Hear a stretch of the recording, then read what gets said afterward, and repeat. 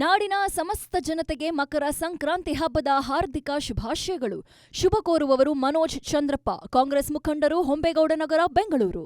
ನಿನ್ನೆ ಎಲ್ಲ ಒಂದು ಸುದ್ದಿ ಸಿಕ್ಕಾಪಟ್ಟೆ ಓಡಾಡ್ತಾ ಇದ್ದು, ಶಿಡ್ಲಘಟ್ಟ ಪೌರಾಯುಕ್ತಿಗೆ ರಾಜೀವ್ ಗೌಡ ಕಾಂಗ್ರೆಸ್ನ ಮುಖಂಡ ಬೆದರಿಕೆಯನ್ನ ಹಾಕಿದಂಥ ವಿಚಾರ. ಈ ಕೇಸ್ನ ಅಪ್ಡೇಟ್ ಇದು. ಬಂಧನದ ಭೀತಿಯಲ್ಲಿ ರಾಜೀವ್ ಗೌಡ ಈಗ ನಾಪತ್ತೆಯಾಗಿದ್ದಾರೆ ಅನ್ನೋದು ಗೊತ್ತಾಗ್ತಾ ಇದೆ. ನೋಡಿ, ನಾಪತ್ತೆಯಾಗಿದ್ದಾರಂತೆ ಸಾಹೇಬರು. ಬಾಯಿಗೆ ಬಂದಂಗೆ ಮಾತಾಡುವಾಗ ಗೊತ್ತಾಗಿರ್ಲಿಲ್ವಾ ಇಷ್ಟೆಲ್ಲ ಆಗುತ್ತೆ ಅಂತ ಹೇಳಿ. ಒಬ್ಬ ಪೌರಾಯುಕ್ತೆ KS ಪಾಸ್ ಮಾಡ್ಕೊಂಡು ಬಂದು ಅಲ್ಲಿ ಕೂತವ್ರವರು ಇವ್ರ ಥರ ರಾಜಕಾರಣ ಪುಣ್ಯಕ್ಕೆ ಗೆಲ್ಸಿಲ್ಲ ಆ ಜನ. ಇವರನ್ನ ಗೆಲ್ಲಿಸ್ಬಿಟ್ಟಿದ್ರೆ ML ಆಗ್ಬಿಟ್ಟಿದ್ರೆ ಏನ್ರಿ ಕತೆ ನಮ್ಮದು. ಈಗ ನಾಪತ್ತೆ ಆಗಿದ್ದಾರಂತೆ. ಕಾಂಗ್ರೆಸ್ ಮುಖಂಡನ ಬಂಧನಕ್ಕೆ ಕೈ ಕಾರ್ಯಕರ್ತರೇ ಪಟ್ಟು ಹಿಡಿದಿದ್ದಾರೆ, ಬೇರೆ ಯಾರೂ ಅಲ್ಲ. ಸ್ವತಃ ಕಾಂಗ್ರೆಸ್ ಕಾರ್ಯಕರ್ತರೇ ಪಟ್ಟು ಹಿಡಿದಿದ್ದಾರೆ, ಅರೆಸ್ಟ್ ಮಾಡ್ರಿ ಇವರನ್ನ ಅಂತ ಹೇಳಿ. BJPಯವರು JDSನವರೆಲ್ಲ ಹೇಳ್ತಾ ಇರೋದಿಲ್ಲ. ಈ ಕಾಂಗ್ರೆಸ್ ಮುಖಂಡನನ್ನ ಅರೆಸ್ಟ್ ಮಾಡಬೇಕು ಅಂತ ಹೇಳಿ ಕಾಂಗ್ರೆಸ್ ಕಾರ್ಯಕರ್ತರೇ ಪಟ್ಟು ಹಿಡಿದಿದ್ದಾರೆ.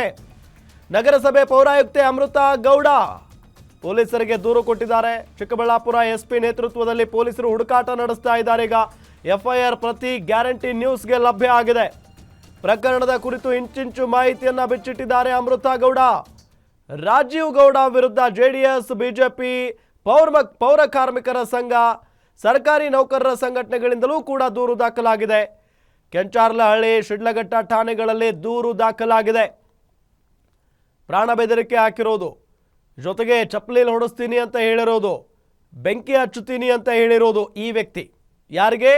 ಒಬ್ಬ KS ಹಗಲು ರಾತ್ರಿ ಕಣ್ಣಿಗೆ ಎಣ್ಣೆ ಬಿಟ್ಕೊಂಡು ಓದಿ KS ಪಾಸ್ ಮಾಡಿದಂಥ ಒಬ್ಬ ಮಹಿಳಾ ಅಧಿಕಾರಿಗೆ ಹೇಗೆ ಬೇಕೋ ಹಾಗೆ ಮಾತನಾಡಿದರು. ಕಾರಣ ಏನು? ಅದು ಯಾವುದೋ ಮೂವಿ, ಅವರು ಅಲ್ಲಿ ಪ್ರಮೋಷನ್ಗೋಸ್ಕರ ಬಂದಿರುವಂಥ ಸಂದರ್ಭ. ಆಗಾಗ ಇವರು ಫೋಟೋ ಒಂದು ಹಾಕ್ಕೊಂಡದ್ರಲ್ಲಿ ಒಂದು ಫ್ಲೆಕ್ಸನ್ನು ಅಳವಡಿಸಿರ್ತಾರೆ, ಅದನ್ನು ಕಿತ್ತು ಬಿಸಾಕ್ತಾರೆ. ಬಿಕಾಸ್ ಜನಸಾಮಾನ್ಯರಿಗೆ ಸಮಸ್ಯೆ ಆಗ್ತಾ ಇರುತ್ತೆ ಸ್ವಾಮಿ, ಹಾಗಾಗಿ ಅದನ್ನು ತೆಗೆದಿಡ್ತಾರೆ. ಅಷ್ಟಕ್ಕೆ ಕಾಲ್ ಮಾಡಿ ಮೇಡಮ್ ಅಂತ ಶುರುವಾಗಿರುವಂಥ ಮಾತು ಎಲ್ಲಿಗೆ ಹೋಗುತ್ತೆ ಅಂತ ಅಂದರೆ, ನಿನ್ನನ್ನು ಬಿಡಲ್ಲ, ಇಲ್ಲಿಂದ ಎತ್ತಂಗಡಿ ಮಾಡಿಸ್ಬಿಡ್ತೀನಿ, ಬೆಂಕಿ ಹಚ್ಚಿಸ್ಬಿಡ್ತೀನಿ, ಚಪ್ಪಲಿ ಓಡಿಸ್ತೀನಿ. ಈ ವ್ಯಕ್ತಿಯ ಬಾಯಿಂದ ಬಂದಿರುವಂಥ ಮಾತುಗಳು. ಪಾಪ KS ಅಧಿಕಾರಿ ಕಣ್ಣೀರು ಹಾಕ್ತಾರೆ ನಿನ್ನೆ. ಹಾಗಾಗಿನೇ ಸಿಕ್ಕಾಪಟ್ಟೆ ಆಕ್ರೋಶ ವ್ಯಕ್ತವಾಗ್ತಾ ಇದೆ.